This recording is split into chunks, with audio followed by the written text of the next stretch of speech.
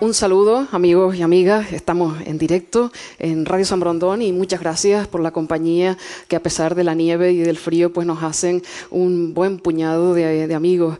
Un bueno por la calidad y también por la cantidad, que hay que decirlo, porque bueno, pues en unos días tan tan fresquitos y que invitan tanto a estar bajo las mantitas ahí, pues desde luego que yo creo que a quien más se lo debemos es a la propia personalidad del invitado que hoy nos honra con su presencia. Nos encontramos ante uno de los políticos canarios que pasará sin duda a nuestra historia, de nuestro archipiélago, de nuestra tierra, pues como uno de los políticos que hizo grande la política en el archipiélago en esa época que estrenaba Democracia y que tanto le queda todavía por recorrer a nuestro invitado, porque siempre tenemos la impresión de que Santiago Pérez, bienvenido, don Santiago. Bien hallado. Que don Santiago Pérez nunca dejó de ser estudiante, ¿no? Lo asociamos en aquellos años de finales, destertores de la dictadura en el archipiélago canario, pues ese estudiante, luchador, batallador que, digamos, arraigó en la Universidad Lagunera y supongo que también corriendo de vez en cuando, huyendo de las gomas de la policía de los grises, forjando el político que ha venido a ser, ¿no? Y a lo largo de muchos años y en muchas instituciones públicas, ¿no? Yo creo que Santiago Pérez, por otra parte, pues es un lagunero. No sé si se siente él más orgulloso de la laguna o la laguna orgullosa de personas como él, de él sin duda, ¿no? Porque siempre presume de ser lagunero por los cuatro costados. Así que para nosotros es un honor tenerle hoy de invitado ante los micrófonos de Radio San Borondón, don Santiago, y bueno, sin guantes. Hay gente tenemos que, como esto es un programa de radio, pues tenemos que describirle a los oyentes que estamos todos pues con bufanda, con guantes, porque pocos inviernos tan fresquitos hemos disfrutado en Canarias, Santiago. Sí, buenas noches a todos y a los oyentes. Ha sido tan cariñosa la introducción que me he puesto un poco a sudar. Bueno, yo me había puesto el tabardo que es imprescindible estos días de frío lagunero, porque hacía frío aquí dentro. Estamos en plena, digamos, campaña de ahorro y de eficiencia energética, también en el Centro de la Cultura. Los tiempos mandan y hacía mucho frío. Pero, en fin, ha sido tan cariñosa y tan cariñosa la presentación que me ha entrado un poco de rubor. Yo le aseguro a los oyentes que no es tanto lo cariñoso de la presentación, sino el calor, en el mejor sentido de la palabra, que aportan pues los amigos y amigas que llenan hoy este espacio cultural en la ciudad de La Laguna. Bueno, pues con Santiago Pérez, más que dar lectura a esta biografía pues llena de acontecimientos, yo creo que lo haríamos, los oyentes lo agradecerían más si establecemos pues un diálogo, ¿no? Y bueno, pues para empezar nos gustaría que Santiago Pérez pues nos trasladara a aquella laguna donde la calle Carrera no era calle sino un río, y donde Santiago Pérez pues digamos en el seno de una familia vinculada pues al mundo de la jurisdicción, ¿no? En La Laguna, una familia pues de larga tradición en este ámbito.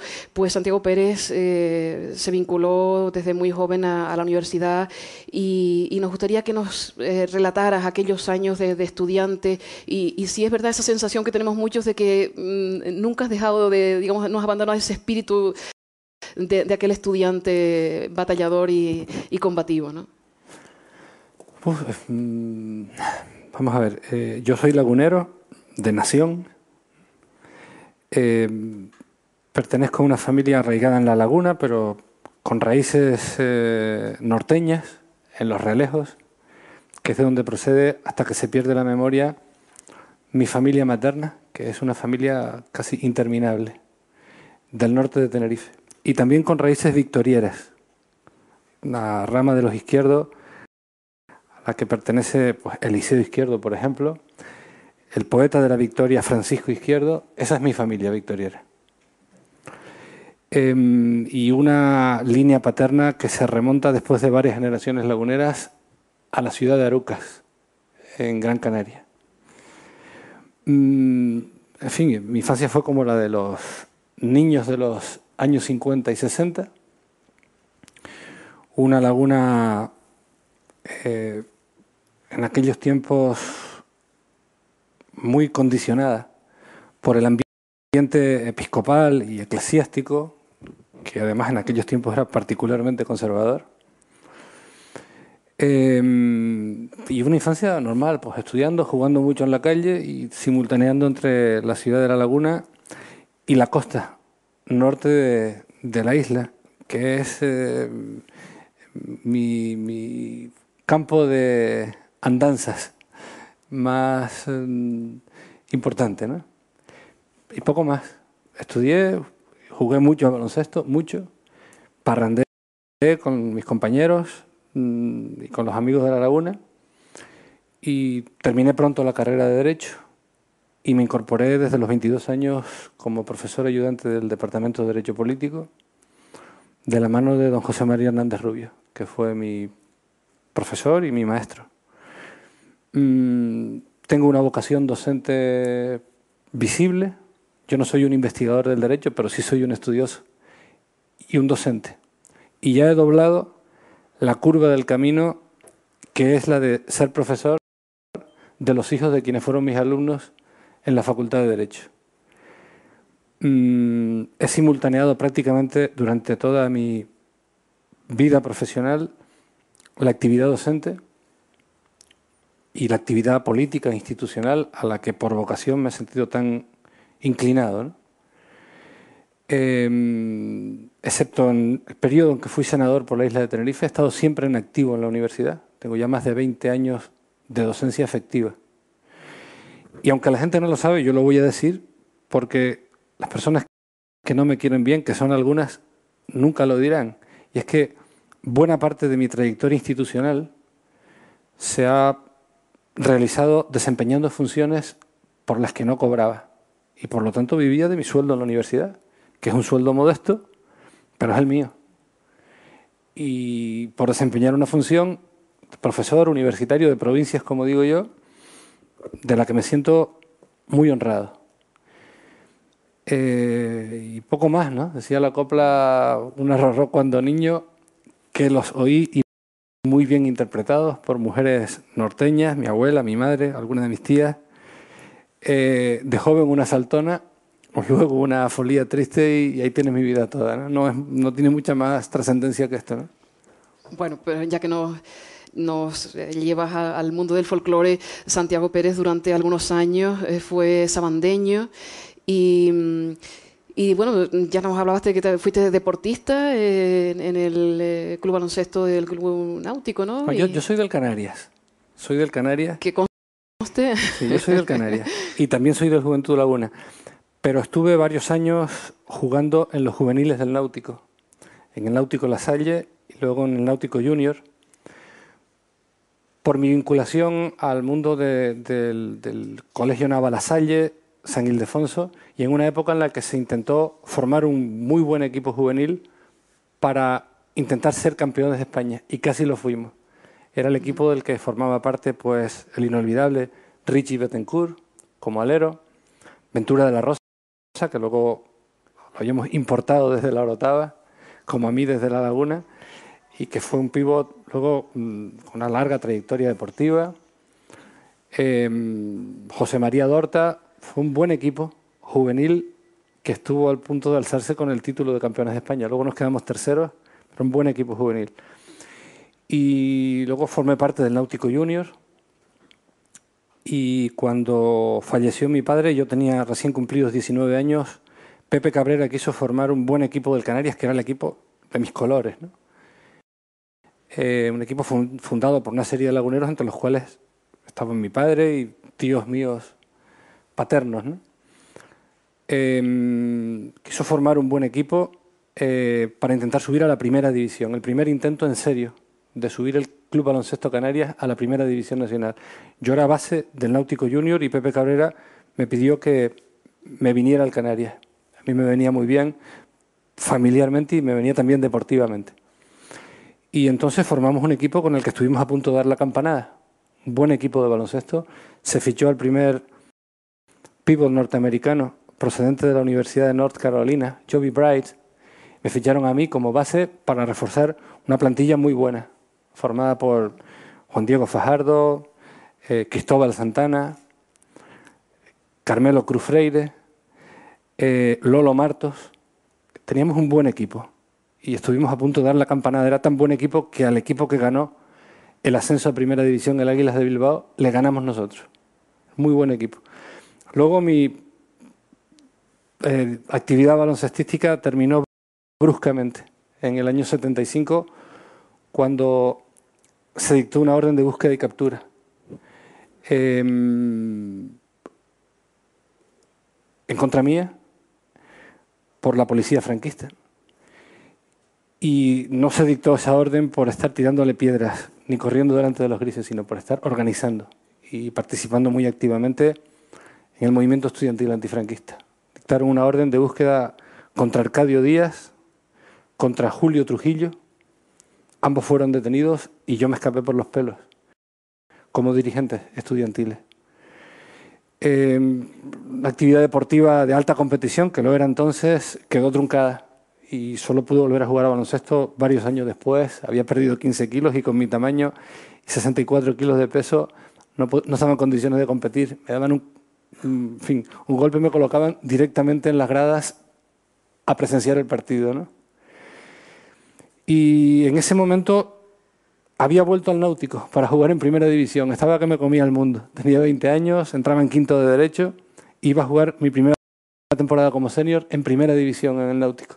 Y fue en ese momento cuando, septiembre del 75, se desencadenó esa operación policial y se truncaron aquellas ilusiones de ser un baloncestista menudo, sin 1,80 de estatura, pero conocedor del juego.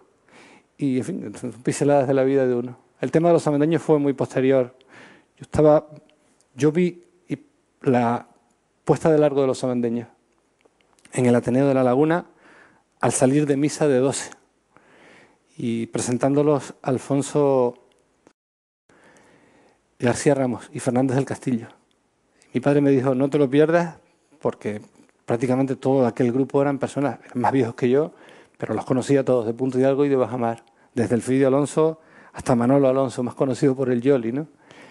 Todos, Quique Martín, Núñez, el inolvidable Quique, el Peta,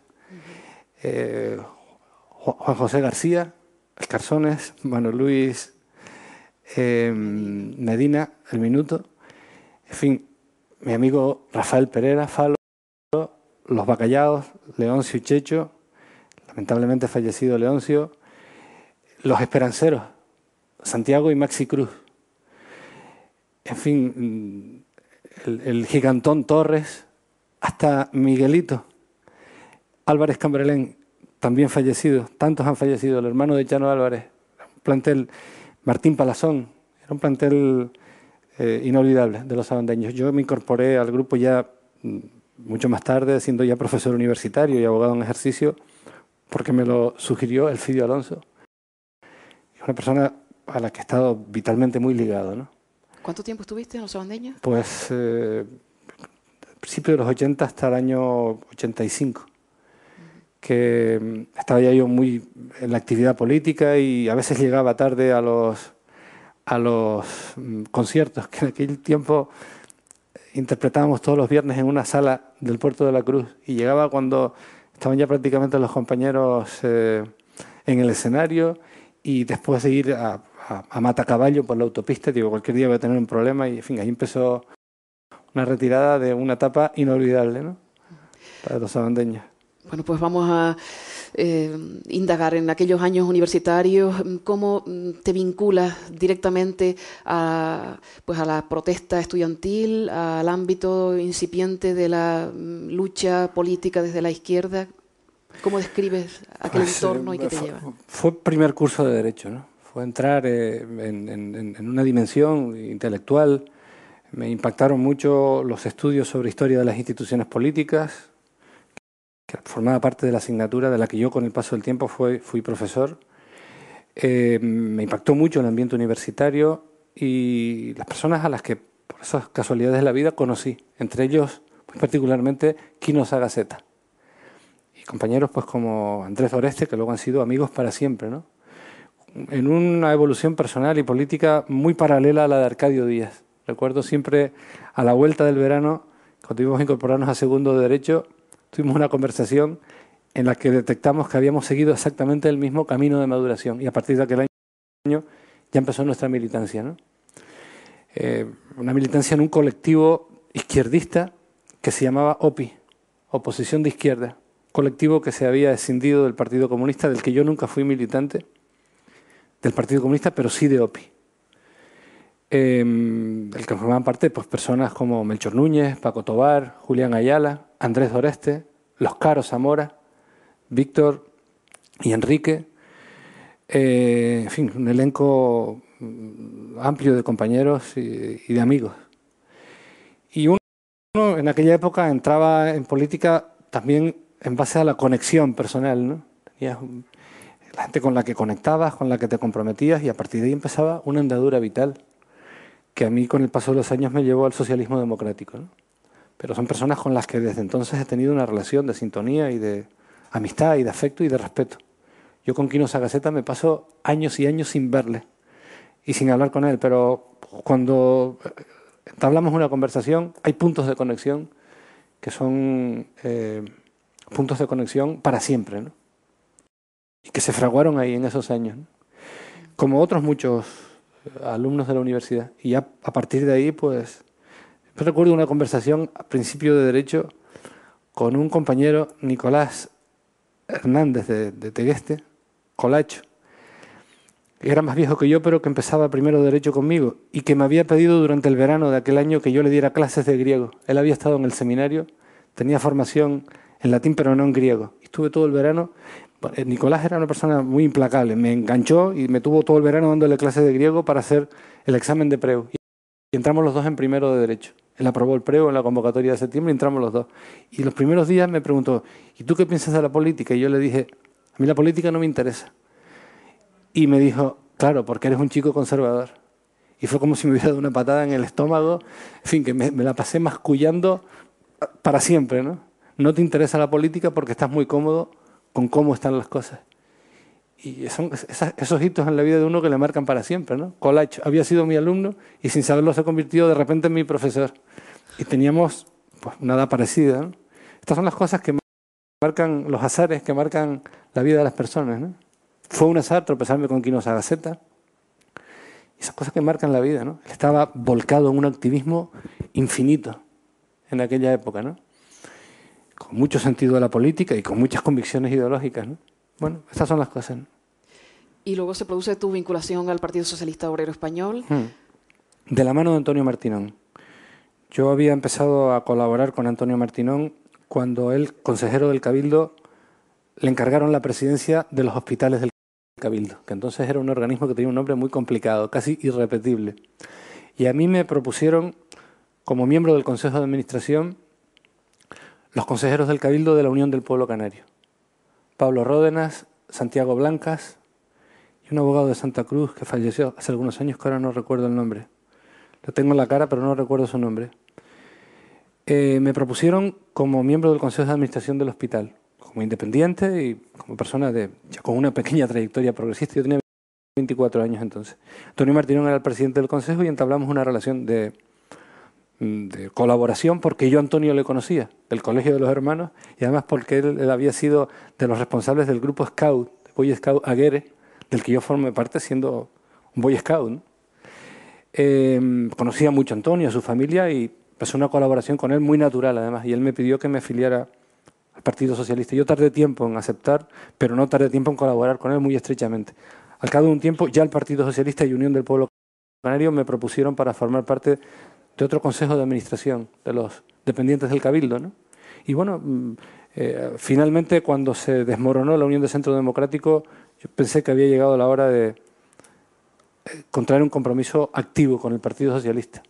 Y recuerdo que fue, y lo comuniqué a final de un verano, en una comida que se celebró ocasionalmente en Valle de Guerra.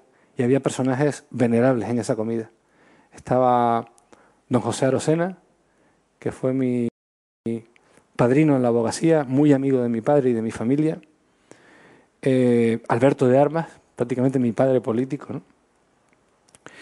Estaba Pedro García Cabrera, estaba don Jacinto Alsola, que no era del Partido Socialista, pero era un hombre venerable de la vida lagunera y con antecedentes de republicanismo progresista y de padecimientos por serlo, ¿no?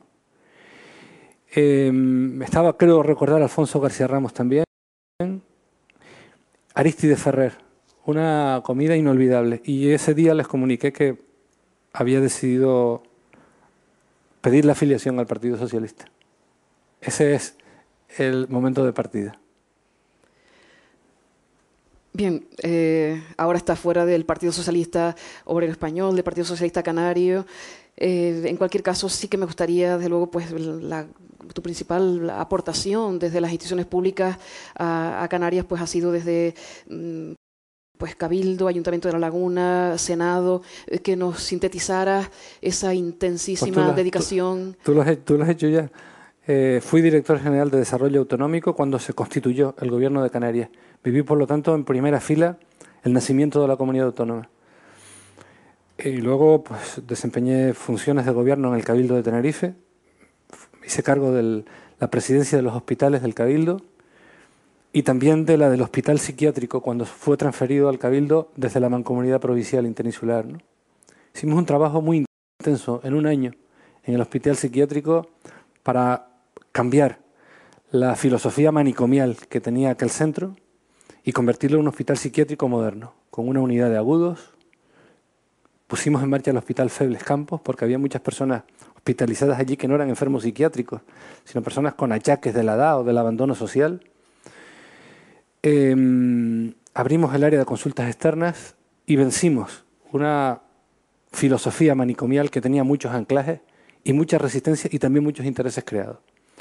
Y en el hospital universitario fueron años muy intensos, muy duros, con muchas dificultades económicas entre el 83 y el 87. Y pusimos en marcha algunas realizaciones importantes. Por ejemplo, el programa de trasplantes renales, sin pedir un duro a nadie, como un programa regional que ha marcado la pauta de todas estas técnicas quirúrgicas en el archipiélago durante mucho tiempo, porque poner en marcha aquel programa no era solo poner en marcha un programa demandado por una población muy afectada por la diabetes y muy afectada en consecuencia por muchos padecimientos nefrológicos, sino además era ensayar todo un repertorio de técnicas de histocompatibilidad que iban a ser utilizadas en futuros programas de trasplantes, no renales ya, sino hepáticos, cardíacos y de otro tipo de órganos, ¿no? Y le permitió al hospital universitario, que le pusimos el nombre en aquella época, tomar la delantera en la sanidad hospitalaria del archipiélago con ventaja, ¿no? Con ventaja en aquella época. La jornada de 35 horas que se estableció bajo mi mandato después de haber tenido protestas laborales durante los primeros 4 años, que afronté con mucha firmeza, porque se trataba de mantener una capacidad de inversión, de capitalización del centro que se debía y se debe a los pacientes de Tenerife. Y sobre todo el esfuerzo económico se hizo en respaldar la capacidad adquisitiva de las categorías peor pagadas y de los médicos que estaban dedicados en exclusiva al hospital. Ninguna de esas categorías, en tiempos en los que la inflación estaba por encima de los 10 puntos siempre, experimentó deterioro de capacidad adquisitiva. Y las categorías más básicas experimentaron mejora en la capacidad adquisitiva. Y sobre todo culminamos con la introducción de la jornada de 35 horas, que fue vista con muchos recelos por sectores empresariales más conservadores de la isla, ¿no? Y que tenían una función importante, mejorar las condiciones laborales en una actividad tan densa y tan desgastadora como la asistencial, hospitalaria. Esto siempre se redunda en mejora del trato al paciente, mejora de la calidad sanitaria y estabilizar a una parte de la plantilla de más de 1000 personas que era plantilla volante del hospital, creando 300 o 400 empleos fijos, ¿no? Estaba llena de sentido aquella medida y fue una medida que no pidieron los sindicatos, la propuse yo como presidente del Consejo. fin, fue una época interesante. Luego empezó ya la etapa del Senado y de la oposición en el Cabildo. Fueron años interesantes en las Cortes Generales, porque tuve el honor de ser el senador más votado en la isla de Tenerife en el año 93 y en el 96. A veces comento con un poco de broma que mi mejor época electoral, año 93, 96 y 99 a La Laguna, fueron los años más difíciles para el Partido Socialista. La década de los 90 fue muy difícil y en esa época las candidaturas que yo tuve la responsabilidad de liderar obtuvieron esos resultados. Mejor votación al Senado en el año 93, cuando el Partido Socialista perdió prácticamente en toda España y ganó las elecciones por los pelos. Mejor resultado en el año 96, cuando el Partido Socialista perdió las elecciones ante el Partido Popular, pero ganamos en Tenerife. Y en el año 99, candidatura más votada a la alcaldía de La Laguna, en vísperas del fatídico año 2000, mayoría absoluta del Partido Popular. En el año 99 el Partido Socialista sacó 4 concejales en Santa Cruz, 5 en Las Palmas y 1 en Telde, 13 en La Laguna. Lo estoy diciendo hoy, porque hay personas que no solo no lo reconocerán nunca, sino tratarán de negarlo. Y creo que tengo el derecho de decirlo cuando estoy aquí entre amigos. Lo digo, pero lo digo con el orgullo de haber obtenido ese resultado defendiendo unas posiciones políticas que fueron entendidas por la población de la isla y por la población de La Laguna, ¿no? Y lo digo con orgullo y, en fin, y mirando atrás con sosiego, ¿no? No hay que tener demasiada memoria histórica para saber el peligro que ha supuesto, al menos para las candidaturas que se ciernen ante el 22 de mayo próximo, pues el pavor que...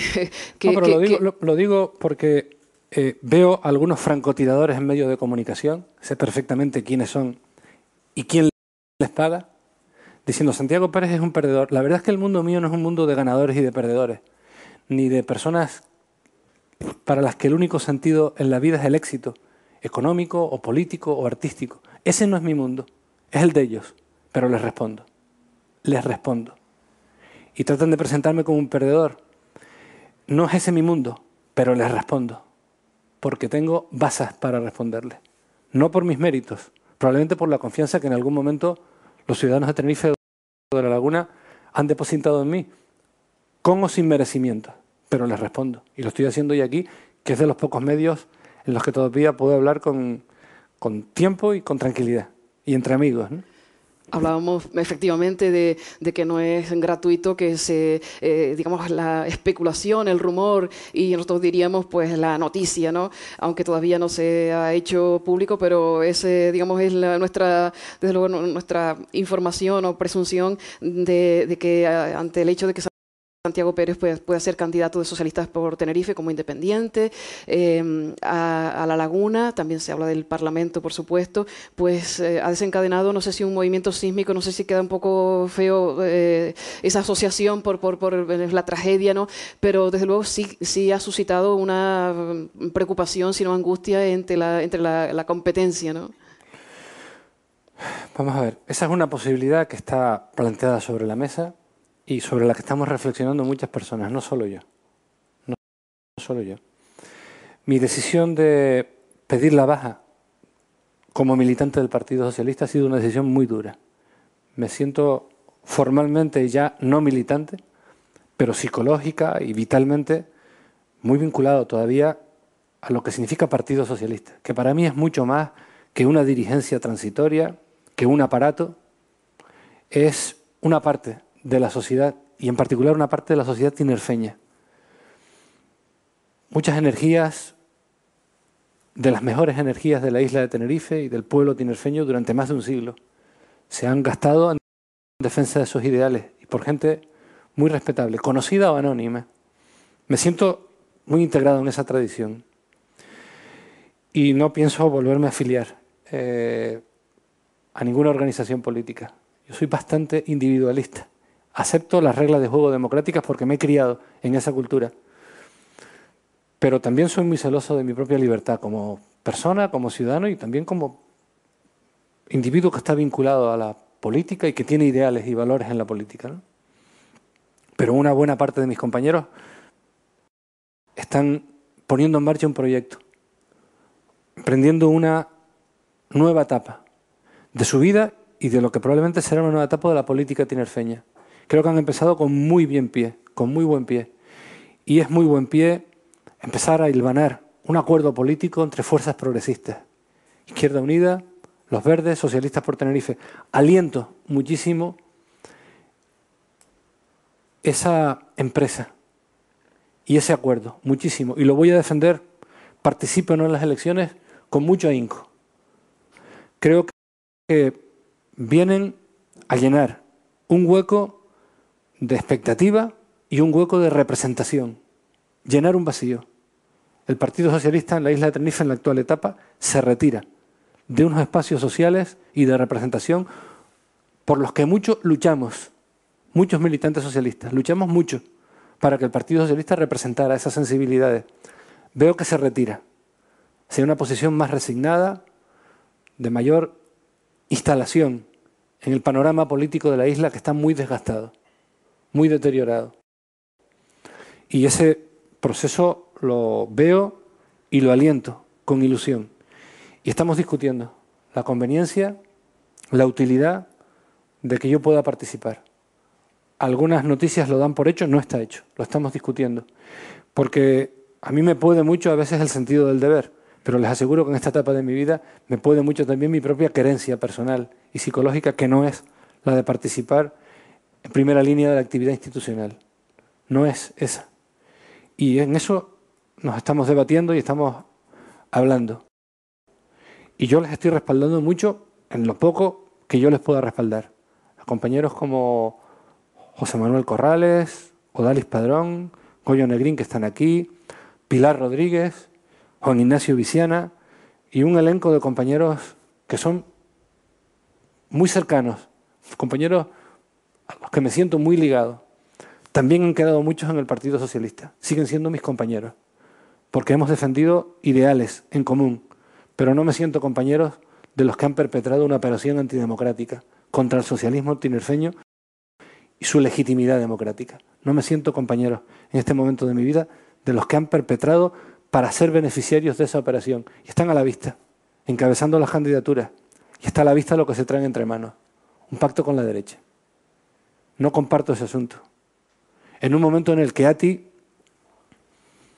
y lo que ATI representa políticamente en la isla de Tenerife está muy deteriorado. No comparto ese movimiento de resignación.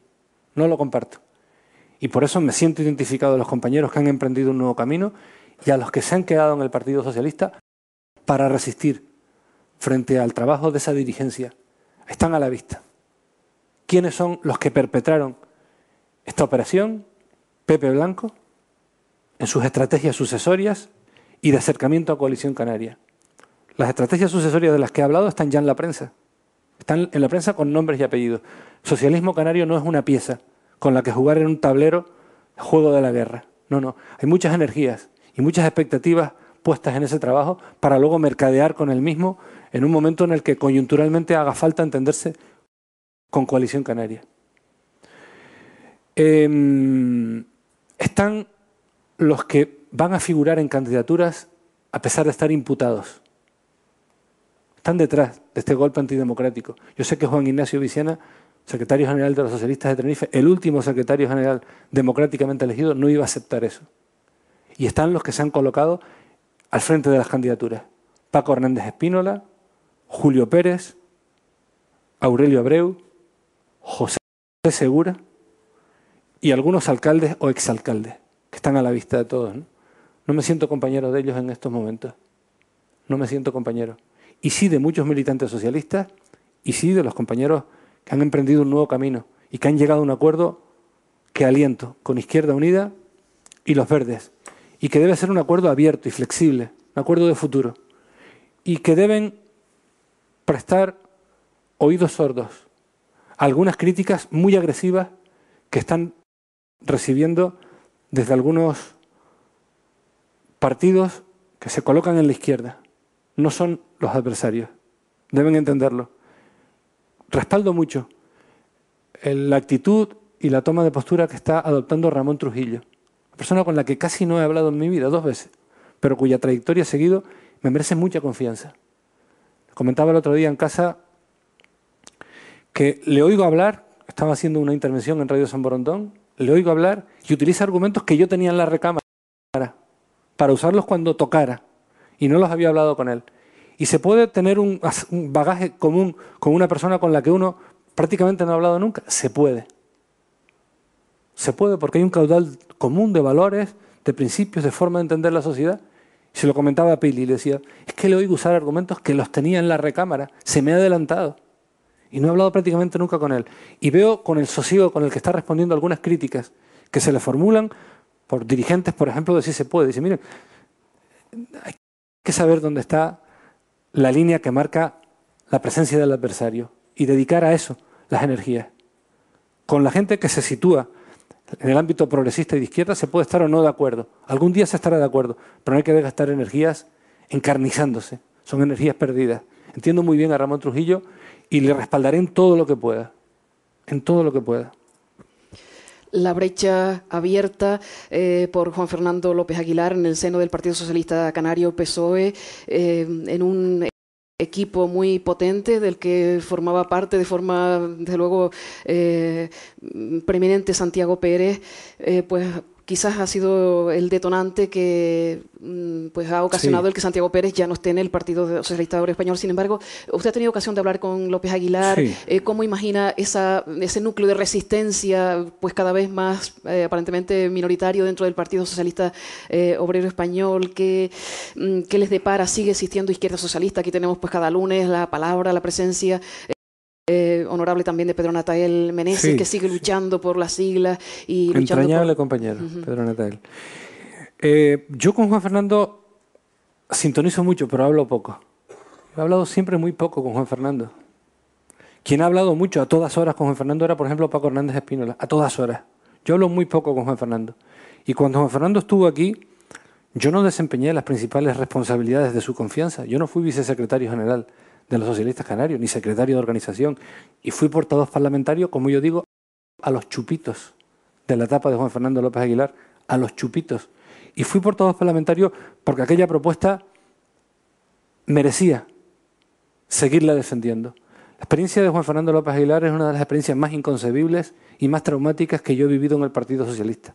De forma que el Partido Socialista gana con un candidato que despierta las expectativas de cambio de los canarios y gana, lo que no había ocurrido desde hacía muchos años.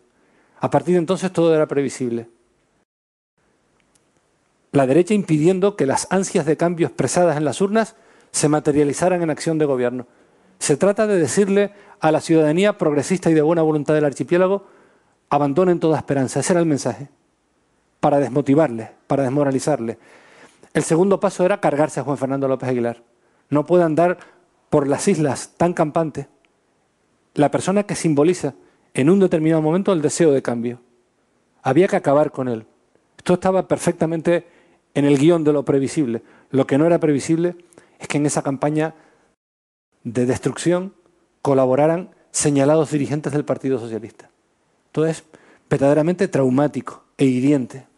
Pero ocurrió, lo estábamos viendo, está ocurriendo, lo están viendo. Como decía el eslogan de CNN+, está ocurriendo, lamentablemente estaba ocurriendo y lo estábamos viendo. Juan Fernando López Aguilar no debió tirar la toalla tan pronto. No debió hacerlo. Cuando uno encarna esa esperanza de cambio, debe mantenerse. Yo viví una experiencia parecida en La Laguna. Año 99. Primera candidatura, 10 puntos por encima de la candidatura que lideró Ana María Oramas. 10 puntos por encima. 40% frente a 30% en números redondos. El régimen ocultó la dimensión de aquella meta electoral alcanzada. Pero había que quedarse. Fueron años muy difíciles. Había que devolverle al pueblo de La Laguna el cariño que había expresado en las urnas. 4 años después, 2.000 votos más. 2.000 votos más. Con candidaturas prefabricadas por Coalición Canaria y financiadas por Coalición Canaria para hacerle daño a la candidatura socialista. Masca. Vinculada además en su origen al asunto de las Teresitas. Solo se presentó en La Laguna. Promovida por uno de los concejales que participaron desde el Ayuntamiento de Santa Cruz en el pelotazo de las Teresitas. A pesar de todo eso, 2.000 votos más que en el año 99, pero Oramas ganó por un concejal de diferencia. Parecía la mayor victoria de todos los tiempos, la madre de todas las victorias, a juzgar por los titulares en la prensa local. Pero había que resistir. Muchas veces pienso que en el Partido Socialista Canario no habría habido nunca lugar para un Lula da Silva, ni siquiera para un Artur Mas, porque tiene la capacidad de devorar a sus mejores líderes electorales, haciéndole el trabajo al sistema. Incomprensiblemente, no es la primera vez que ocurre, pero es así, lo he vivido. Y muchas de las personas que me están escuchando lo habrán vivido. Pero en fin, esta es una etapa, creo que hay que poner las cosas en su sitio, uno está al deber de hacerlo y mirar hacia adelante. Vamos a hablar ahora ya de lleno del panorama electoral que se avecina, ¿no? Las alianzas de Nueva Canarias con el Partido Independiente de Lanzarote están siendo pues duramente criticadas o no entendidas. Santiago Pérez las justificaría, desde luego pues forma parte también de esa crítica a la que aludías antes, que se está vertiendo sobre Ramón Trujillo, sobre Izquierda Unida. Sí, fuego cruzado. Se está produciendo ante la posibilidad de que Socialistas por Tenerife o los grupos que han formado esta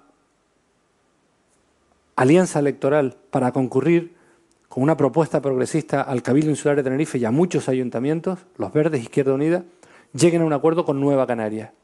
Fuego cruzado se está produciendo contra esa posibilidad. Nueva Canarias ha llegado por su parte a un acuerdo con el Partido de Independientes de Lanzarote. Han hecho público que el objeto de ese acuerdo es simplemente sumar fuerzas para rebasar la fatídica y antidemocrática barrera electoral. Son ellos, los dirigentes de Nueva Canarias, los que tienen que dar explicación de los pormenores y de la razón de ser de ese acuerdo con el Partido de Independientes de Lanzarote.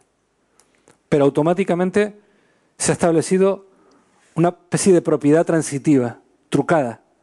Si los socialistas de Tenerife llegan a un acuerdo con Nueva Canarias y Nueva Canarias llega a un acuerdo con el PIL, los socialistas de Tenerife son aliados del PIL. Y esto tienen la desfachatez a salir a decirlo públicamente los que tienen acuerdo de gobierno con Nueva Canarias, que ha permitido que el Partido Socialista desempeñe la presidencia del Cabildo de Gran Canaria después de haber perdido las elecciones, y muchos gobiernos municipales en esa isla, todos progresistas, lo celebro. Pero quien es aliado hoy y aquí de Nueva Canarias no es Socialistas por Tenerife, es el Partido Socialista en Gran Canaria. Y el PIL en Lanzarote, que por cierto ha sido aliado gubernamental del Partido Socialista en Lanzarote durante prácticamente 20 años. A mí me gustaría estar hablando de este asunto sin tener ninguna conexión con Socialistas por Tenerife, ni vital ni política. Incluso sin que Socialistas por Tenerife existiera, que es como lo he venido haciendo durante muchos años. He venido diciendo en Canarias una alianza contra la ley electoral es legítima, porque la ley electoral es antidemocrática. Y una alianza contra la ley electoral es una alianza de resistencia a favor de la democracia. Y contra una ley electoral que es la piedra angular de un sistema de poder profundamente antidemocrático, oligárquico, establecido en el archipiélago y que se sustenta con esa ley electoral. Para eso la hicieron. Para eso la hicieron.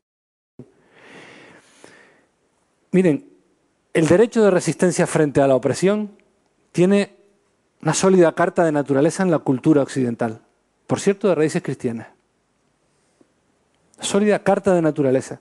Las primeras declaraciones de derechos humanos, las que se hicieron públicas y afloraron en los albores de las revoluciones burguesas, hablaban derechos de libertad, derecho a la felicidad y derecho de resistencia a la opresión. La opresión no se produce solo cuando hay una dictadura pura y dura, también cuando se rompen las reglas de la democracia. Esto es lo que hace este sistema electoral. Por eso lo defienden con tanto ahínco.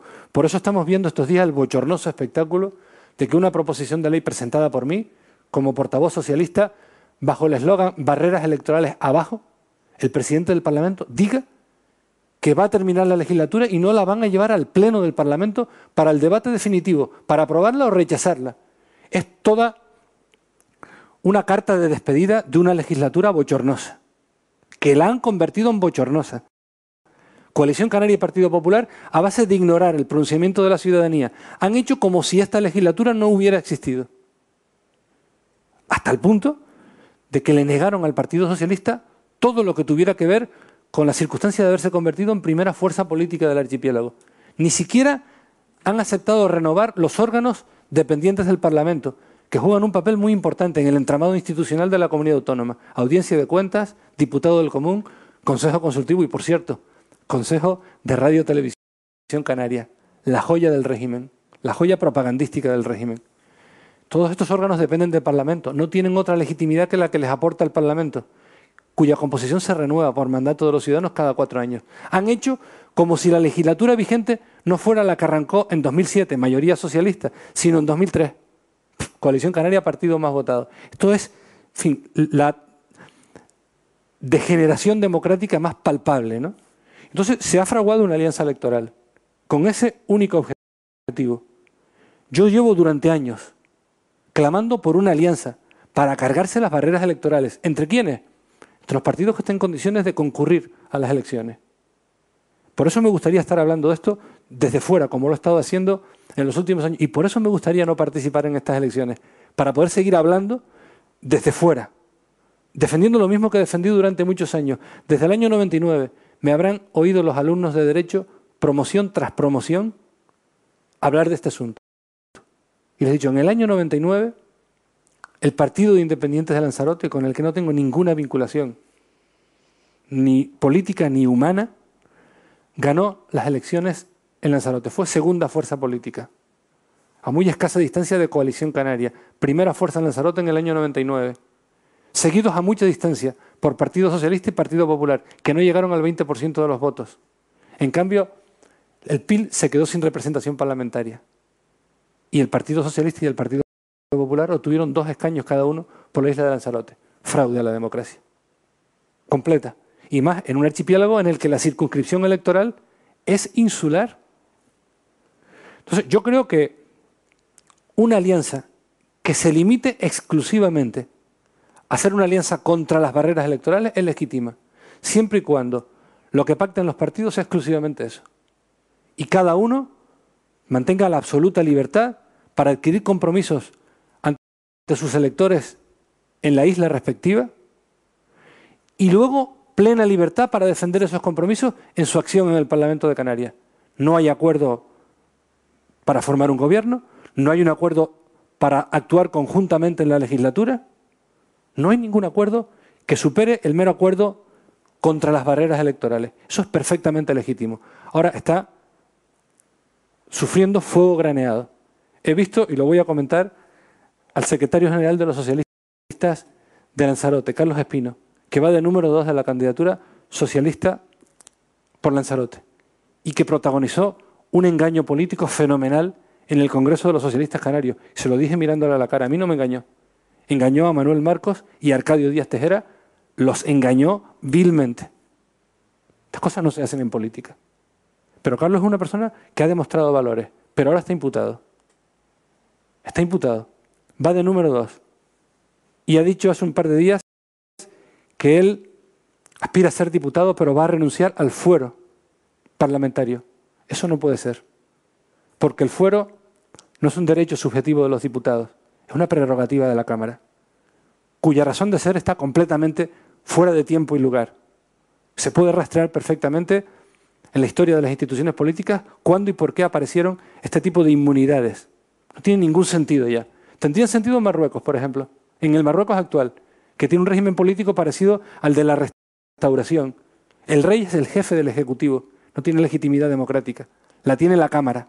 Para proteger a la Cámara frente a un Ejecutivo que no tiene legitimidad democrática, aparecieron las inmunidades parlamentarias, el fuero parlamentario.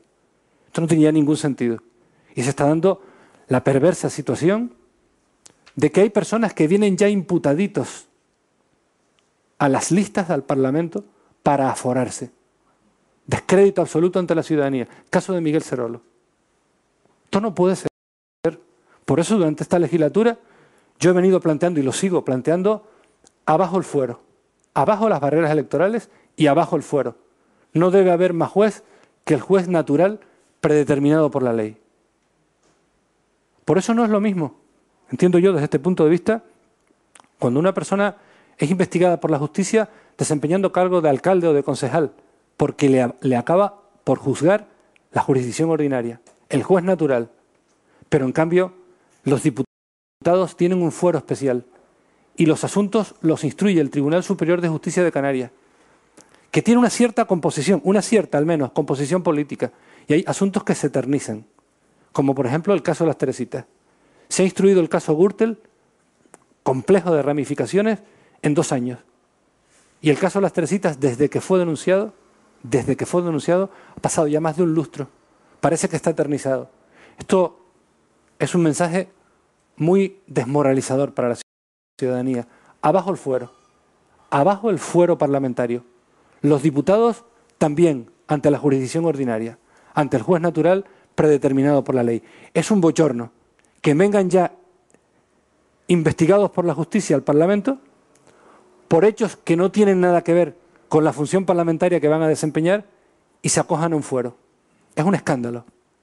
Hay que terminar con ese asunto. Estos días hay fuego graneado. De tal manera que Carlos Espino o no sabe de lo que está hablando o está faltando a la verdad.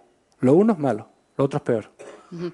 Bueno, habíamos hablado de las alianzas en nuestra anterior pregunta, ahí incluiríamos también un, digamos, epígrafe, quedó atrás digamos, ese incipiente intento de unidad de la izquierda al Frente Amplio.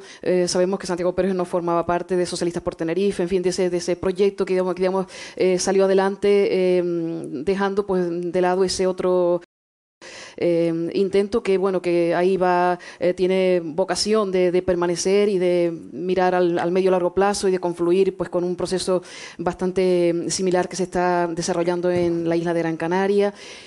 Y bueno, pues ¿cómo observas, Santiago, pues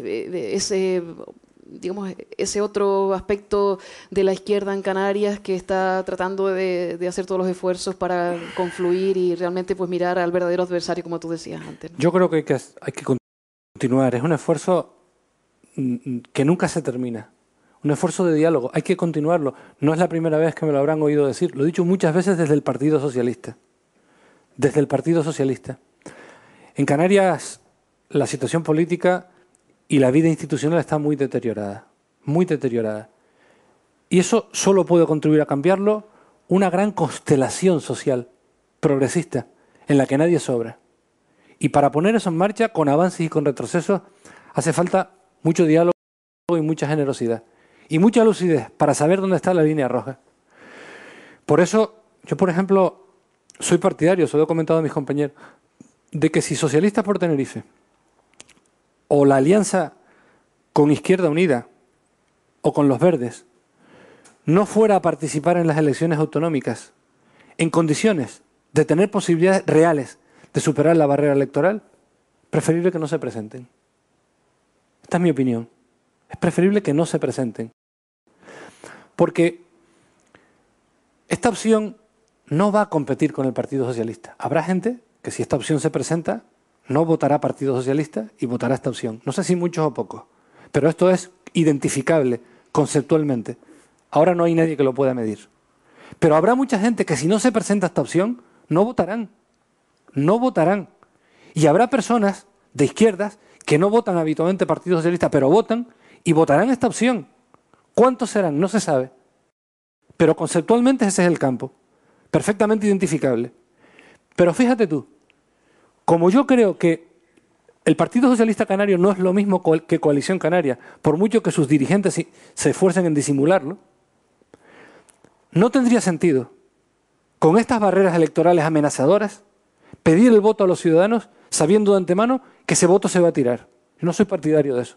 Por eso sí soy partidario y tan ferviente de que se vaya a las elecciones con una alianza meramente instrumental. Meramente instrumental. Para que la gente tenga libertad para elegir. Porque el sistema electoral de Canarias produce al menos 3 distorsiones profundamente antidemocráticas. Nadie puede medirlas, ni lo que puedan significar la suma de todas ellas, pero son conceptualmente identificables y tenemos el deber intelectual de señalarlo. Primero, hay gente que no vota porque cree que su voto no va a servir para nada. Pésimo para la democracia. Y este es un efecto identificable del actual sistema electoral. 2. Hay candidaturas que se podían presentar y no se presentan. Pésimo para la democracia. Y hay gente que teniendo una opción vota a otra forzadamente por un mecanismo de voto útil. Malo para la democracia. El voto útil es bueno en la democracia. Es natural en cualquier caso, pero no forzado. Pero no forzado. Y esta ley electoral está forzando un voto útil. Y de ese voto útil forzado se benefician los dirigentes de los principales partidos políticos. Por eso algunos dirigentes socialistas estos días tienen algunos enviados en medios de comunicación haciendo de francotiradores. No los voy a nombrar, pero están a la vista. Lo que no se atreven a decir algunos dirigentes socialistas, le están encargando que lo hagan algún destacado comentarista y periodista. Pero está perfectamente identificado. Y yo no voy ni siquiera a nombrarle. El fenómeno del voto útil es un fenómeno natural en la democracia. Legítimo. Pero siempre cuando sea un voto útil libremente emitido. Cuando ese voto está forzado por una maquinaria electoral, por una normativa electoral antidemocrática, es perfectamente rechazable. Y yo lo hago. Y no es la primera vez que lo hago, ¿eh? No es la primera vez que lo hago. Y el efecto de todos estos efectos parciales combinados, pésimo para la democracia en el archipiélago. Y digo una cosa, la asignatura pendiente hoy en Canarias se llama democracia. Estas no van a ser unas elecciones, aunque algunos intenten convertirlas en unas elecciones de subasta, de ofertas. Veo a Paulino hablar de 80.000 empleos que desaparecieron o que intenta repescarlos con las cuentas del gran capitán. Pero veo Partido Socialista Canario hablando de 100.000 empleos. Incluso se permiten un esbozo de cuantificación, pero a mí solo me dan 36.000. Este no es el tipo de proceso electoral que Canarias demanda en tiempos de crisis y de grave deterioro de las constantes sociales y económicas del archipiélago. Es una campaña electoral en la que lo que está en juego es la credibilidad de quien se presenta y actitudes políticas básicas. Esto es lo que está en juego. Esta es mi opinión. Y es la que intentaré hacer valer, participando en candidaturas o apoyando candidaturas. Esto es lo que está en juego. Lo que está en juego es la democracia, el rescate de una democracia homologable, porque sin eso, todos los demás objetivos de la izquierda y de las fuerzas progresistas son agua de borrajas. Poner las políticas sociales en la primera prioridad, sin democracia, no es viable. Hablar del desarrollo sostenible no es viable. Convertir la educación en la gran prioridad, no solo social, sino económica del archipiélago, no es viable. Y digo algo más, la calidad democrática es hoy no solo una exigencia democrática, sino una exigencia económica. Porque cuando los emprendedores o los empresarios tengan confianza en que las instituciones van a responder con objetividad en materia de contratación pública, de selección de personal, de concesión de licencias de radio o de televisión, todo esto creará certezas. Y la economía hoy está especialmente necesitada de certezas y de seguridades. Que el que va a competir sepa que las instituciones públicas van a responder, como dice la Constitución, con imparcialidad y objetividad. Hoy la democracia, la transparencia de las instituciones, no es solo un valor demandado por la cultura de la democracia, sino un valor económico, como lo es la educación. ¿Durante cuántos años los socialistas defendieron la educación como un sistema para igualar a las personas, para facilitar la libertad real de las personas, para suprimir los privilegios de origen y de nacimiento? Esto sigue siendo válido, pero además hoy la educación es el principal activo económico de un país. Lo mismo pasa con la transparencia en las instituciones públicas. Estas son las elecciones en las que, en mi modesta opinión, de lo que hay que hablar es de eso. Y va a haber mucha gente con muchos medios propagandísticos para tratar de que se hable de todo menos de esto. Este es el gran reto que, en mi opinión, tienen las fuerzas progresistas y los candidatos y candidatas progresistas en el archipiélago. La democracia es el reto. Hablar del desarrollo sostenible sin democracia homologable es una tontería. Porque cuando no hay una democracia homologable, las instituciones se convierten en una mera sucursal de los agentes económicos más poderosos y más agresivos. Esos que no tienen otra patria que la de hacer un negocio hoy y mañana el que venga detrás arree, aunque los que vengan detrás sean los canarios del futuro. Si logran, como están logrando, que en las grandes decisiones las instituciones sean unas meras sucursales, están ganando la partida. Por eso la asignatura es democracia. Por eso hemos estado hablando de cosas del pasado. Pero yo creo que estas son las cosas que hoy deben marcar la palpitante agenda de la izquierda y de las fuerzas progresistas del archipiélago. Este es el asunto al que hay que aplicarse. Esta es mi opinión, ¿no? Vamos a hablar de lo que consideramos dos grandes amenazas, ¿no? Una que nos toca muy de cerca a los canarios y es cómo nos tratan de convertir en el portaaviones, pues para que el imperio de las grandes corporaciones económicas de Estados Unidos pues tengan el trampolín de seguridad jurídica, económica, etcétera, fiscal, para, digamos, poner el turbo ante esa campaña de expolio del continente menos expoliado, ¿no? Y con más riquezas de minerales, en fin, petróleo, etcétera. Ahí está esa figura que lleva ya pues en torno a 3 años constituida en la isla de Gran Canaria, que desde luego ha pasado pues un tanto inadvertida. Nosotros lo hemos venido a descubrir gracias a José Manuel Rivero hace escasas semanas. El GEMAEM es el acrónimo de Generales, Magistrados y Empresarios, un triunvirato ahí pues que desde luego nosotros lo consideramos de luego algo sospechoso, ¿no? Cuanto menos.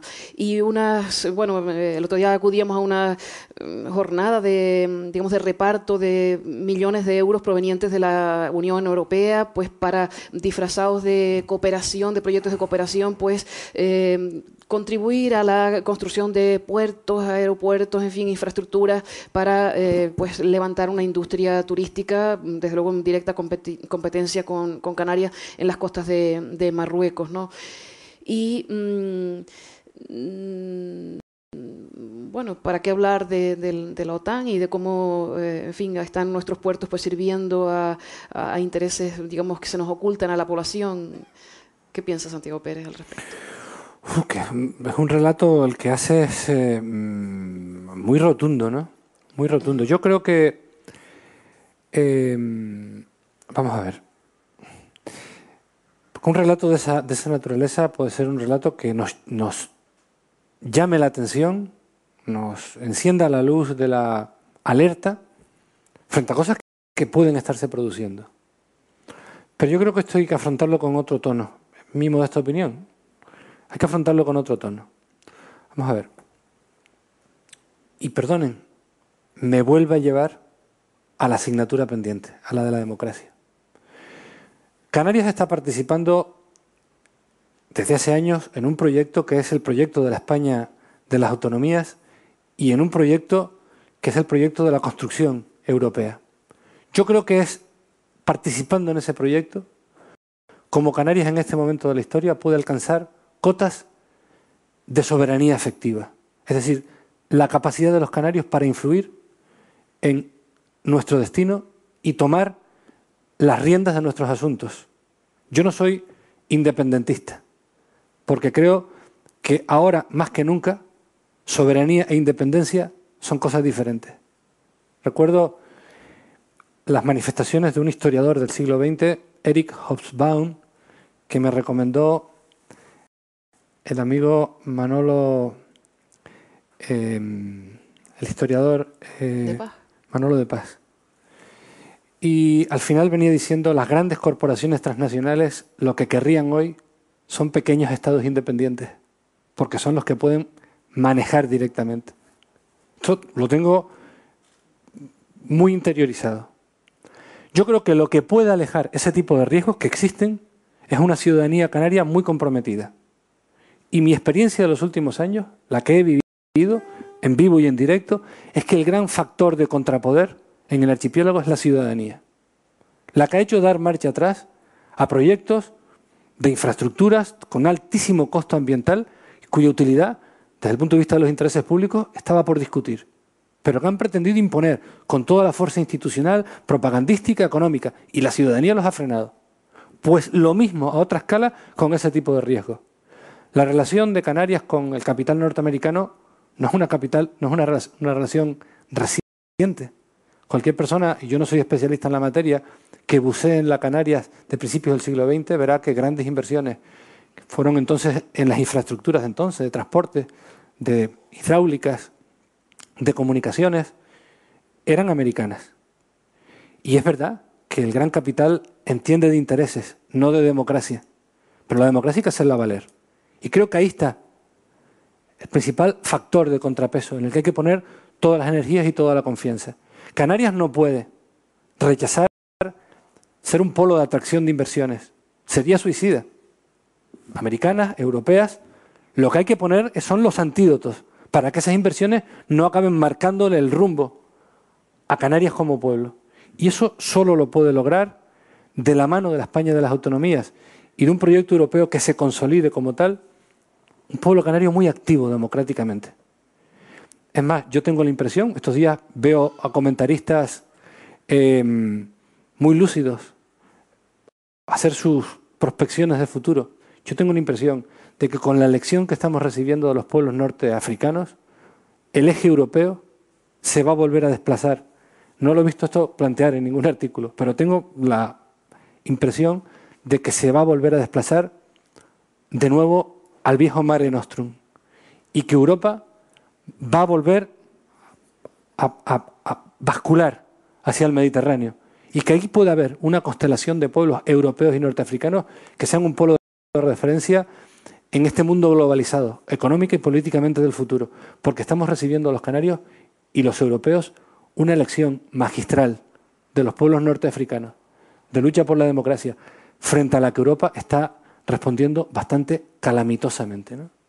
Entonces, yo no soy partidario de interiorizar relatos muy catastrofistas, los riesgos existen, pero frente a los riesgos, una Canarias que merezca la pena en el futuro y una ciudadanía activa. Y desde luego, no debemos tenerle miedo a las inversiones. Son necesarias, convenientemente orientadas y puestas no al servicio de los inversores, o al menos no al servicio exclusivo de los inversores, también al servicio de los intereses de hoy y del futuro de Canarias y de su pueblo. Y esto es un forcejeo en el que nunca la partida está del todo determinada, pero en la que un activo importantísimo, unas instituciones remozadas democráticamente, no lo van a hacer los que las han deteriorado democráticamente. Y una ciudadanía canaria muy activa, muy consciente de su identidad, pero de una identidad no victimista, sino democrática y abierta al futuro. Esa es la Canarias, en mi opinión, por la que merece la pena echar un cuarto de espadas. Es mi opinión. Y bueno, pues antes de pasar el micrófono para que los amigos y amigas que nos acompañan en la sala pues formulen también sus preguntas, no podemos obviar esta pregunta, el infierno que está viviendo el pueblo, ciudades enteras en Japón, a consecuencia de cómo ha hecho aguas la energía nuclear, ¿no?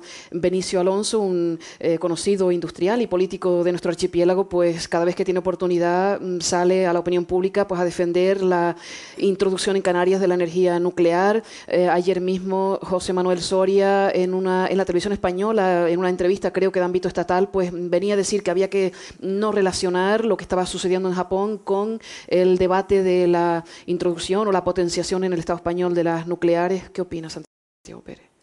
Pues mi pronto es un pronto de bastante recelo frente a la energía nuclear. Y creo que en este terreno, como ocurría a principios del siglo XX con la diplomacia, hay que exigir no a la diplomacia secreta, no a los trasiegos secretos que tengan que ver con los modelos energéticos y con la utilización de energías como la nuclear, que es portadora de los riesgos que ahora y en el pasado se han convertido lamentablemente en catástrofes, ¿no? Mi posición es de recelo, pero creo que en esta cosa hay que tener una actitud intelectualmente abierta y reclamar transparencia, información, datos y debate. Pero también hay que saber que para rechazar de plano la utilización de energía nuclear hay que reacomodar los objetivos de desarrollo y hay que entrar de verdad en las pautas del desarrollo y del consumo que sean sostenibles a largo plazo. Y entonces todo esto está relacionado una cosa con la otra. y los grupos económicos interesados en el desarrollo de la energía nuclear que puedan percibir rechazo de la ciudadanía, tratarán de condicionar las decisiones de los gobernantes. Y frente a eso, aunque sea majadero, solo hay un antídoto, que se llama democracia y transparencia, ciudadanía activa. Porque si te la pueden colar, te la cuelan. Si te la pueden colar, te la cuelan. La expresión más dura, si te la pueden meter doblada, te la meten. En Canario. Bueno, pues ahora les toca a ustedes formular. Nos gustaría que para hacer el programa pues más ágil fuesen intervenciones de forma encadenada. Santiago, si te parece, pues vas tomando nota y das las respuestas pues también conjuntamente al final, porque ya pues el tiempo se nos está echando arriba, ¿no? Desde luego nos honran personas, grandes amigas. Tenemos aquí a Odalis Padrón, a Mercedes, en fin, un gran equipazo de personas que admiramos muchísimo. Manuel, adelante. Vamos a ver, soy bien. Vamos, sí, una persona como usted estaría haciéndole preguntas pues casi toda la noche, pero el tiempo es corto. Yo solo quería decirle, sí, ¿qué mensaje le daría usted a casi el 40% de personas que sí, que no piensan votar? Bueno, según las estadísticas, claro. Muchas gracias. Yo les animaría a que voten y a que exijan. Que voten y a que exijan. Y a que no se desconecten de las personas a las que voten, de los candidatos a los que voten, ni les permitan a estos desconectarse de ellos, ¿no? Porque esa es una relación de doble dirección, ¿no? A ver, más preguntas. Hay que animarse, que de luego se nos han quedado a nosotros muchas preguntas por hacer y seguro. A ver, Mercedes Semana, adelante. Buenas noches. Bueno, yo quería como docente hacerte una pregunta que para mí es muy, muy importante, que es ¿qué alternativa darías tú a la educación en Canarias, teniendo en cuenta la situación tan bochornosa por la que estamos atravesando y que por ahora, por lo que estás diciendo absolutamente todos los partidos políticos, no hay ninguno que se haya definido claro con este tema? Y como tú bien dijiste antes, es un tema por el que quieren pasar de puntillas, lo mismo que con el tema de sanidad, ¿no? Yo pienso que ahí hay que mojarse muchísimo y, por supuesto, es el presente, el futuro y todo lo que podamos hacer de esa ciudadanía activa de la que tú hablas, ¿no? Muchas gracias. Yo no me siento en condiciones de esbozar una alternativa en la materia. Para empezar, no soy candidato ni tengo un programa. Me parece un tema demasiado serio como para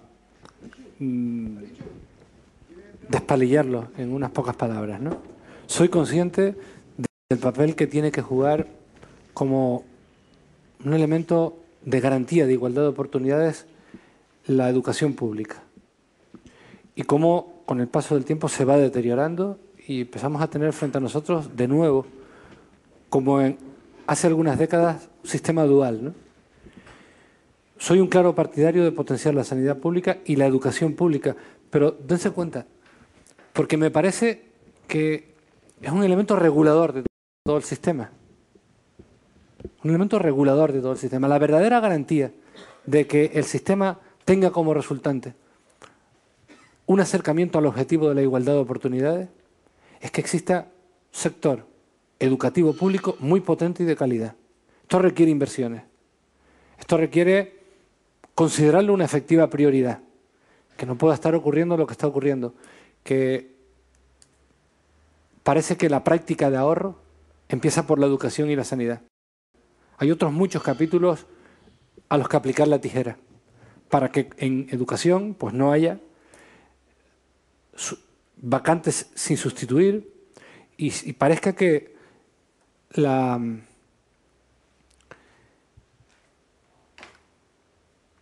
vara corta de medir se aplica a servicios públicos que deben ser muy prioritarios y he tratado de explicarlo, una forma de entender las cosas a lo largo de la intervención de hoy. Pero no me siento en condiciones, de verdad, no me siento en condiciones de esbozar una alternativa educativa en pocas palabras en un momento como este, ni me siento cualificado para hacerlo, de verdad.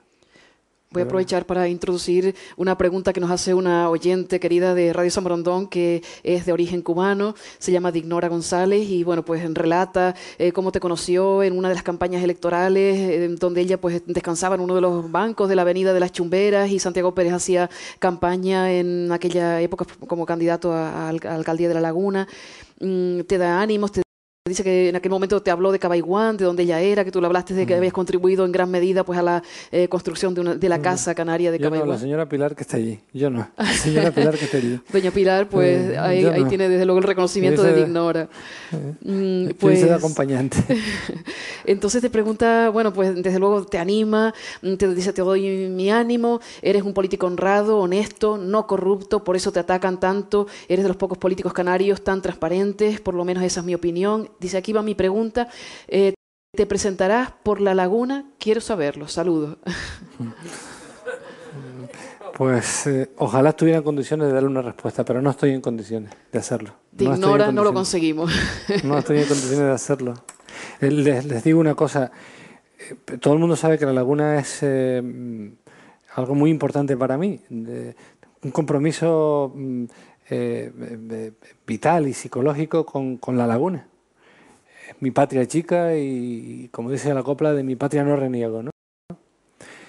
Para mí participar en unas elecciones a la Alcaldía de La Laguna, al Ayuntamiento de La Laguna, es un reto siempre muy serio. Soy consciente de que si participara no sería en el mismo plano en el que lo hice en otro tiempo, porque en otro tiempo tenía el deber de ganar las elecciones, por lo que representaba y por cómo estaba La Laguna.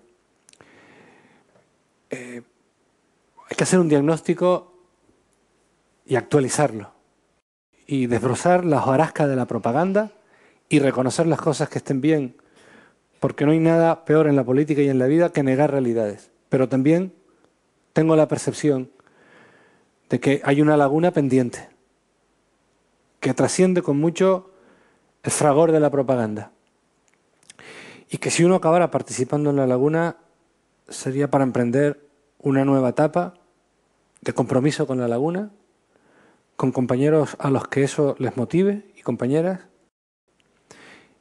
y para fuera cual fuera el resultado, quedarse uno en La Laguna si obtiene representación en el ayuntamiento. La Laguna, además, hay ya un nuevo régimen de funcionamiento del ayuntamiento, el régimen de las grandes ciudades, que hubo que conseguirlo para La Laguna en contra del criterio de la que era su alcaldesa, Oramas. El reconocimiento a La Laguna como gran ciudad, colocarla fuera de la línea de tiro de los que han querido tradicionalmente absorberla por Santa Cruz, porque no otra cosa es lo que han propuesto los fusionistas. Era importante. Esta fue una decisión del Parlamento de Canarias que hubo que sacarla con forceps, y que es una decisión que tomó el Parlamento de Canarias a propuesta de quien les habla. Y lo tuvo que reconocer en grandes titulares hasta el periódico El Día. Y el buen profesional que es Domingo García Barusano, en su momento. Fue un logro a pulso. La Laguna, gran ciudad, régimen jurídico y político de las grandes ciudades. Pero me impone mucho La Laguna y yo no estoy en condiciones de decir si voy a participar o no, porque no era ese mi horizonte vital. Entonces, ojalá tuviera claras las cosas, pero no las tengo. Los que anuncian en los periódicos que esto es un tema que está decidido y que estaba decidido desde antes, no saben con quién se juegan los cuartos. Que le pregunten a Pili. No saben con quién se juegan los cuartos. Esto es un tema muy, muy serio y no se puede ni improvisar, ni decidir frívola ni superficialmente. Y habrá que reconocer lo que esté bien, que es el fruto del esfuerzo de muchos laguneros. Recuerdo todo lo que hizo Oramas recién llegada para apropiarse de la declaración de la ciudad de La Laguna y de su conjunto histórico como Patrimonio Mundial de la UNESCO. Tema que se había trabajado durante mucho tiempo y que jugó un papel muy importante, el que fue alcalde Elfidio Alonso y su concejal de Cultura de entonces, Juan Manuel Castañeda, y en el que contribuimos muchas personas. Probablemente la principal institución que se decantó a favor de esa declaración fue el Senado de España. Y la propuesta no la hizo Coalición Canaria, la hice yo como senador por la isla de Tenerife y concejal de La Laguna. Pero luego se apropiaron de ese asunto. Y además se apropiaron lisa y llanamente. Incluso Orama se permitió no convocarnos a Marrakech a los representantes del partido mayoritario en el ayuntamiento, que en aquel momento, año 99, año 2000, era el Partido Socialista. Eso marca el nivel de grandeza o de falta de grandeza con el que se desenvuelven en política algunas personas. Pero hay que decirlo. La laguna es un tema muy serio. Estamos debatiendo muchos compañeros y compañeras y yo lo estoy debatiendo conmigo mismo. Porque además tampoco soy inocente de cómo funciona la sociología electoral. Y probablemente una candidatura en la Laguna Fuerte contribuiría mucho a respaldar la candidatura al Cabildo que lidera Ramón Trujillo. Y eso a mí me puede mucho también. Y también contribuiría a ayudar a colocar en el Parlamento diputado o diputada, está al alcance, que adquiera el compromiso claro, no facilitar la investidura, ni de Paulino Rivero, ni de José Manuel Soria. No oigo decir a la dirigencia socialista, y mira que lo he preguntado, nada en esta dirección. No quieren decirlo, porque saben que sus palabras les atarían. Y lo que tienen entre manos es investir a Paulino Rivero. Y además, probablemente la presencia en el Parlamento contribuiría a que el Partido Socialista vuelva por donde tiene que volver, a pesar y contra de su dirigencia actual. Hay muchas posibilidades en ese camino. Pero, en fin, es un tema muy serio sobre el que estamos hablando mucho los compañeros y meditando mucho, y del que a mí me gustaría poder zafarme. Lo digo hoy a estas alturas. Me gustaría poder zafarme, porque yo no soy de goma. No soy de goma. Y después de estos años estoy un poco estragado psicológicamente. No están marchitos ni mis valores por los que he intentado batallar, con mis luces y mis sombras, ni aquellos motivos que un día lejano le llevaron a uno y a muchos más compañeros a adquirir un compromiso político. Pero no es fácil transitar con esos planteamientos por la política canaria de la hora actual. No es fácil. Se ha ido deteriorando mucho todo. Mucho. Y cuando yo he visto una campaña durante más de 2 años, el periódico de mayor circulación del archipiélago, que tenía un solo origen. La denuncia del caso de las Teresitas. Solo ese origen está en la trastienda de una campaña de agresión que ha durado más de 2 años y por la cual el director de ese periódico está a punto de ser sentado en el banquillo. ¿Cuál es la trastienda de esa campaña de ataques? El caso de las Teresitas, porque ese caso, además de la importancia que tiene, fue un fraude monumental al pueblo de Santa Cruz, tiene todo un valor de radiografía. Y las poblaciones, los pueblos, en política no aprenden con los discursos, aprenden sobre todo con su experiencia. Y el caso de las Teresitas es una experiencia que el pueblo de Santa Cruz vio en vivo y en directo, de cómo se utiliza el poder de las instituciones para defraudar al pueblo de Santa Cruz, para abusar de su confianza. Una operación de libro. Estaban tan seguros de la impunidad que se permitieron hacer esa operación con rasgos muy toscos, muy groseros, seguros de la impunidad. Pero resulta que había gente dispuesta a plantarle cara y a denunciar. Y hay un elenco de compañeros. Yo solo fui el que aportó algunos conocimientos jurídicos y unos conocimientos del caso. Pero el mérito y la decisión de presentar la denuncia no fue mía. Fue de compañeros como Gregorio Negrín, como José Ángel Martín Betancourt, como Justo y Delfi, como la compañera de Goyo Negrín, como el compañero Aznar. Grupo de compañeros y de compañeras, algunos del Partido Socialista, otros no, que decidieron emprender ese camino porque veían al Partido Socialista en Santa Cruz desfalleciendo.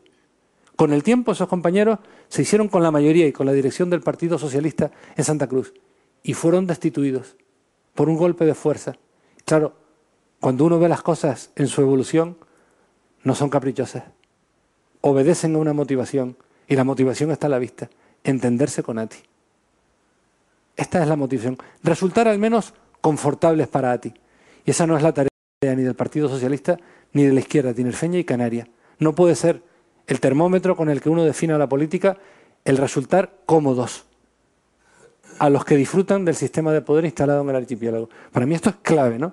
Y hay que repetirlo incansablemente, porque cuando uno lo repite y pone los datos sobre la mesa, la gente lo entiende. La gente lo entiende. Oí en la campaña de las primarias a la presidencia del gobierno en el Partido Socialista a José Miguel Pérez pronunciar algo que no ha vuelto a decir. No ha vuelto a decir, le han dicho chitón. Y es que Canarias no se puede reconstruir con los que la han destruido. ¿Por qué no lo vuelve a decir? Porque es verdad. Porque es verdad. El Partido Socialista y las fuerzas progresistas tienen que aspirar a formar un gobierno con la suficiente impronta progresista para que no resulte condicionado decisivamente por los que han estado mangoneando la política del archipiélago durante demasiados años y por los intereses a los que ellos representan. Las cosas hay que decirlas así. Yo me niego, como caricaturizan, a pactar con Coalición Canaria, ¿no? A pactar incluso con el Partido Popular, ¿no? Pero la cuestión de un pacto depende de las condiciones. Las condiciones hacen el pacto. En un régimen parlamentario hay que buscar una mayoría parlamentaria. Y si no logramos que entre en el Parlamento otras fuerzas de orientación progresista, sino el Partido Socialista, por eso es tan importante irrumpir en el Parlamento. Además del Partido Socialista, otras opciones, porque la izquierda canaria es más plural. Si no se logra eso, al final hay pactos políticos que hacer con los que están. Pero la cuestión está en las condiciones del pacto. Un pacto para investir a Paulino presidente del gobierno, pésimo comienzo. El Partido Socialista tiene una experiencia de gobierno entre los años 91 y 93, en coalición, con lo que luego acabó siendo Coalición Canaria, y entonces se llamaban las Agrupaciones Independientes de Canarias. Ese pacto permitió investir a Jerónimo Saavedra presidente del gobierno en el año 91. Lo traicionaron 2 años después. ¡Qué casualidad! Después de que Jerónimo Saavedra hizo sus buenos oficios para que se retirara la denuncia del caso Floreal, en el que estaba incriminado el propio Manuel Hermoso. ¡Qué casualidad! La secuencia temporal. Primero se retira la denuncia y en consecuencia se archiva el caso y después traición. ¿No sería que lo que tenía en vivo el pacto era justamente aquella situación? Entonces, durante aquellos 2 años, la experiencia de gobierno fue bastante angustiosa, porque cada día que pasaba, Coalición Canaria le daba una vuelta de tornillo a los asuntos. Y esto iba desdibujando la presencia del Partido Socialista en el gobierno, en el que ostentaba el Partido Socialista la presidencia. Jerónimo Saavedra, su segunda etapa como presidente del gobierno de Canarias. Traicionaron con una moción de censura traidora y alevosa. Pero resulta que 2 años después, solo 2 años después, se celebraron elecciones autonómicas. Partido Socialista, 15 diputados. Peor resultado de la historia. 15 diputados. ¿Por qué? Porque se había ido desdibujando durante la acción del gobierno. Y esto en una época en la que el Partido Socialista entraba en toda España en una etapa de declive. 15 diputados. Estos son los datos. Y el que no aprende de la experiencia está obligado a repetirla. Lo que pasa es que hay algunos que están decididamente interesados a no aprender de la experiencia.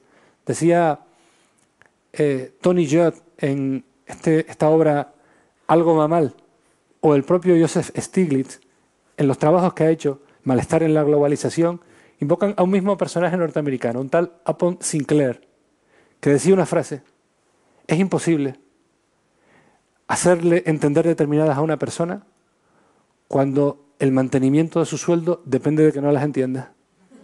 Depende de que no las entienda. Es imposible hacerle entender a alguna dirigencia la propia experiencia histórica del Partido Socialista cuando su obsesión depende de que no lo entiendan. Y su obsesión se llama llegar al poder, tocar gobierno. Esta no debe ser la prioridad del Partido Socialista. No debe ser. Hay que estar en el gobierno. La izquierda debe aspirar a estar en el gobierno para transformar, pero no en cualesquiera condiciones.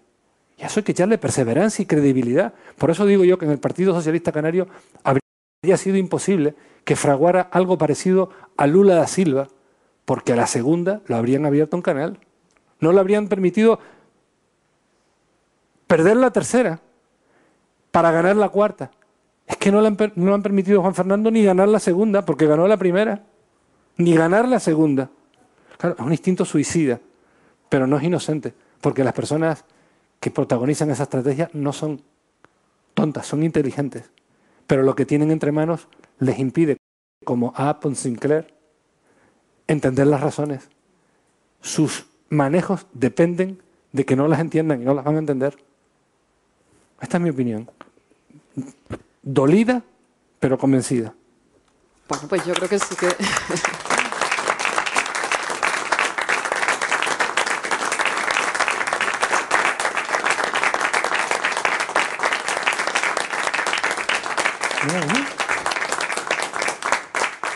Bueno, pues esta ha sido la entrevista preámbulo a la próxima, en la que ya sí tendremos a Santiago Pérez candidato a algo. Candidato, a lo mejor, a no ser candidato. Bueno, y a respaldar a mis qué compañeros. difícil. Ya lo veremos. Todo porque tiene seguro la exclusiva ya asignada al periódico El Día, creo que no, ¿eh? No hay exclusivas ni hay cosas asignadas, de verdad. Vamos a ver. Yo muy listo no soy, pero muy tonto tampoco. ¿Qué sentido tendría, con la premura del calendario y la precariedad de medios con las que mis compañeros van a tener que hacer la campaña, y yo con ellos, si fuera candidato, estar retrasando esa decisión? No tiene ningún sentido. Pueden hacer un relato más o menos novelístico, que esto es para hacer una puesta en escena. Yo no funciono así en política. Los que hacen ese relato tratan de aplicarle a uno sus propios esquemas y se equivocan, como se equivocó una cierta dirigencia del Partido Socialista cuando pensaron que dándole un golpe al socialismo tinerfeño los iban a sofocar en 4 días, porque le aplicaron a los socialistas tinerfeños sus propios esquemas, temerosos ante el poder, burocratizados. No, es que le estaban dando un golpe a la parte más combativa del Partido Socialista en la isla de Tenerife. Era un error pensar que lo iban a sofocar con 4 golpes de mano y el obsequio o el ofrecimiento de 3 cargos. Era un error, pero se equivocaron porque le aplicaron a los dirigentes democráticos del socialismo tinerfeño los esquemas propios de los conspiradores. Se equivocaron, pues esto es lo mismo. Se equivoca la gente cuando analiza a los demás con el esquema de uno. Es que analizar a los demás poniéndose en el lugar de los demás. Si no se equivoca uno, no tiene ningún sentido. Estamos discutiendo ese asunto. Yo además no le doy particular trascendencia. Es probable que si participo a mis compañeros les aporte alguna utilidad. Es probable, no digo que no, pero sin trascendentalizar el asunto. Se trataría de echar una mano. Estamos reflexionando sobre ese tema. A contrarreloj, sí, pero es que a contrarreloj fue el golpe de mano contra el socialismo tinerfeño, a contrarreloj fue la decisión de seguir vamos adelante cuando se comprobó que el repertorio de garantías no iba a ser eficaz. Yo estoy convencido de que el pleito judicial lo van a ganar los demandantes. Estoy convencido. Lo que pasa es que el pleito judicial se va a resolver fuera del tempo de la política. Y entonces los conspiradores se van a salir con la suya. Y esto es exactamente lo que no puede aceptar un demócrata. Y un socialista, o al menos yo lo soy así, es socialista a fuerza de ser demócrata. Yo no soy demócrata porque soy socialista porque soy demócrata. Y a estas alturas de la vida de uno y de la etapa democrática de nuestro país, golpes de mano, no, gracias. No, gracias. Ni fuera, ni dentro del partido de uno. Si no fuera, golpes de mano, menos dentro. Esto es lo que se le tiene que exigir a un demócrata. Por eso mi admiración a los compañeros que han emprendido un camino y que se han rebelado en nombre de sus propios ideales contra esa situación. Mi admiración. Yo a lo mejor no habría tenido fuelle, ahora desde luego, y a lo mejor hace unos años tampoco, para emprender ese camino, pero lo han emprendido. Mi aplauso y mi admiración y el calor que pueda prestarle. Pues muchísimas gracias, Santiago Pérez, ha sido un honor.